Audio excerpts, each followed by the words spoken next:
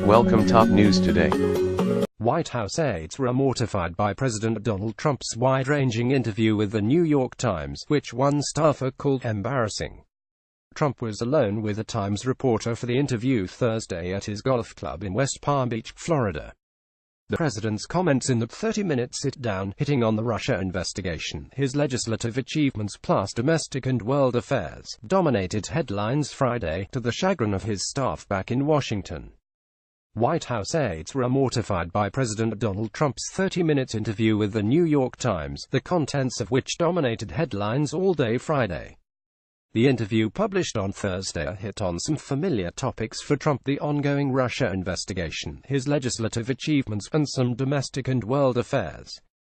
The president was largely unfiltered in the one-on-one with the Times, to the chagrin of his staffers back in Washington, who were reportedly caught off guard by both the interview itself and Trump's musings with a reporter who was invited to speak with the president by one of Trump's close confidants, Newsmax CEO Christopher Ruddy.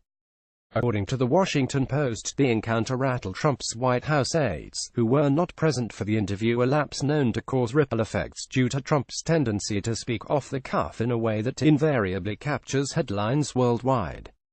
By all accounts, White House Chief of Staff John Kelly has put in considerable effort to moderate access to Trump and filter the information he consumes, which is why Trump's interview with the Times reportedly sent some Oval Office staff scrambling.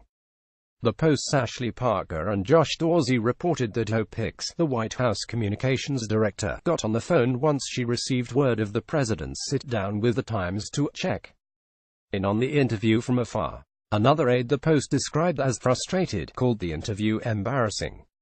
Trump frequently mingles with guests when visiting his private properties like Mar-a-Lago in Florida. And after a year in office, that is still a thorn in the side of those charged with monitoring the interactions of a president who is easily influenced by outside feedback. An unnamed former White House staffer told the Post at Mar-a-Lago, "Anyone who can get within eyesight changes the game."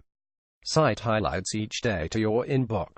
Follow Business Insider Australia on Facebook, Twitter, LinkedIn, and Instagram.